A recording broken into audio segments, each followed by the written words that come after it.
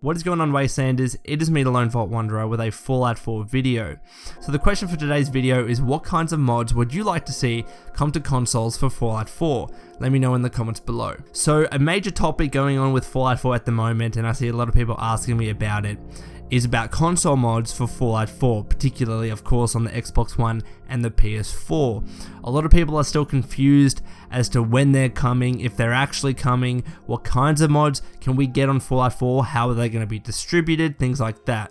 Now, I've made a previous video on when roughly we're going to be getting mods for Fallout 4 on the consoles, and I'll link that video in the description below. But I've never really talked about what kinds of mods we're going to be getting on Fallout 4, and also whether Bethesda is at all going to be policing the kinds of mods that they allow to be distributed on their Bethesda.net platform. If you don't know what Bethesda.net is, essentially Bethesda have stated in the past that Bethesda.net will be the platform that they use to enable the distribution of mods to Fallout 4 on the consoles. It's essentially going to be their major hub for all of their games moving forward into the future, but the question also kind of remains is how heavily is Bethesda going to be policing the upload and distribution of those mods on Bethesda.net, and in particular, are they going to be cracking down on certain things, or are they going to let people have free reign like they do already with the Nexus Mods website?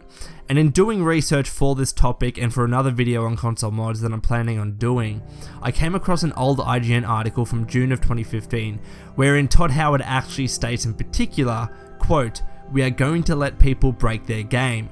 So just like Skyrim, there are mods that can break your game pretty wildly, and so we have some safety things on the console for that, but at the same time we are going to let people break their game because we try heavily not to." When asked if Bethesda will approve mods before being posted through Bethesda.net, Howard said, "We don't want to, we'll see how we have to go through that. The plan is that it goes through Bethesda.net, but outside of things that we will normally take down, we take down things on Steam Workshop. If it's got things that are illegal or things like that, we'll do the same thing." And this is where Todd Howard actually gives some specific examples about things that they would take down on Bethesda.net.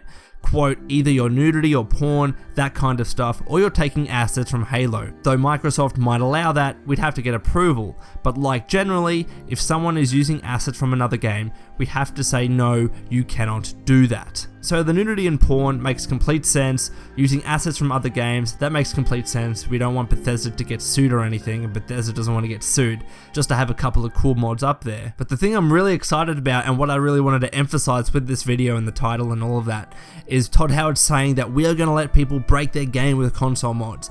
And this is essentially one of the important aspects of modding of Fallout games and games in general.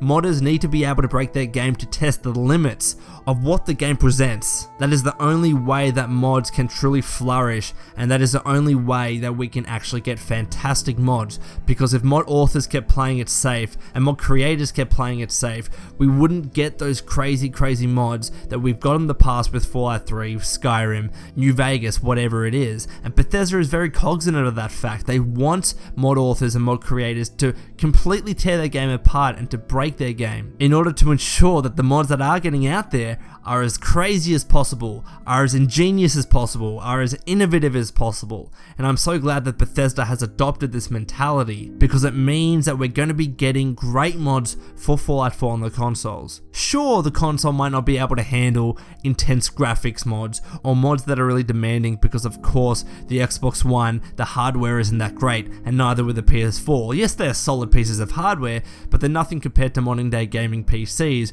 which many mod authors are working with. But we're definitely going to be getting gun mods on the console. We're definitely going to be getting, quest mods, or even like DLC-esque mods, because they don't really require much on your system. All they require is just memory. They're not stressing out your game all that much. It's really those graphical mods and those kinds of resource intensive mods that we might not be seeing on the consoles, or if we do, they're not going to be that great. But anyways, Wastelanders, I would love to know your thoughts. Let me know in the comments below, and until next time, this has been the Lone Vault Wanderer. Please take care of yourself, and as always, keep fighting the good fight.